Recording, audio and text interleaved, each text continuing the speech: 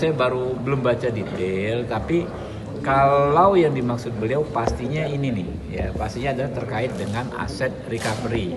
Jadi tujuan utama ya dalam pemberantasan korupsi itu at the end adalah pada akhirnya adalah bagaimana maksimalisasi aset recovery, pengembalian kerugian keuangan negara. Nah itu yang selama ini menjadi misteri. Dulu ya KPK dipuji-puji memang karena banyak melakukan OTT. Tapi kritikannya banyak bahwa dari OTT tersebut barang buktinya kok cuma sedikit-sedikit katanya kan. Cuma 50 juta, cuma 100 juta. Aset recovery-nya seperti apa? Nah, kemudian Kejaksaan Agung awal-awal dipuji. Ya, ada kasus tindak pidana korupsi dengan dugaan kerugian keuangan negara ratusan triliun. Ini kan nggak waktu itu Jiwasraya, kemudian yang Duta Palma, ya, terus Timah. Tapi kemudian ketika persidangan digelar, masyarakat juga mempertanyakan kok sangat tidak relevan, ya, aset recovery, ya, pengembalian kekayaan negara dengan pada saat dideklar awal dengan saat akhir. Setelah persidangan ternyata yang disita ya kan yang ini cuma sedikit karena kerugian keuangan negaranya itu yang dihitung antara lain misalnya atmosfer lah, kemudian kerusakan lingkungan yang sangat eksesif.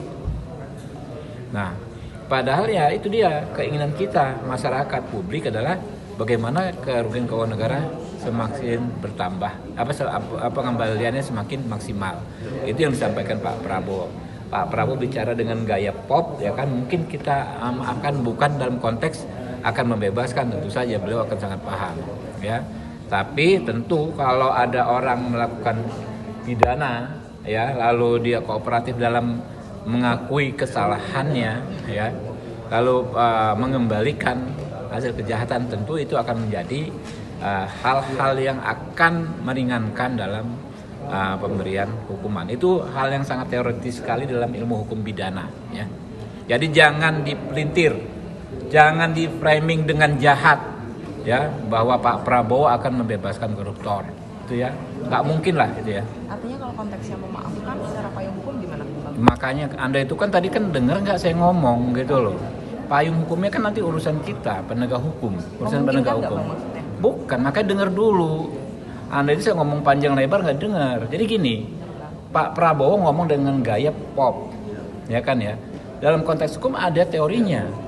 Ketika orang yang mengakui kesalahan, kemudian mengembalikan aset yang dia ambil, ya, itu hukum pidana ada teorinya, menjadi ringan, meringankan, gitu loh.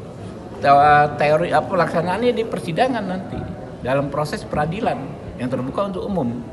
Kan ditanya berapa yang kau ambil, berapa kerugiannya keuangan negara, apakah ada perkara lain yang kau terlibat dan lain sebagainya. Kan ada juga teori soal whistleblower, ya kan ya. Ya itu pelaksanaan itu nanti. Oke. Nah ini jangan dipet-kompli. Anda ini nanya mau apa menjebak? Enggak makanya saya jelaskan. Pak Prabowo ngomong dalam konteks umum dengan gaya bahasa yang populer sehingga bisa gampang dipahami rakyat. Serta cara teknis hukum, penegak hukum kita paham sekali cara melaksanakannya. Itu loh. Ngerti nggak? Ya? Oke?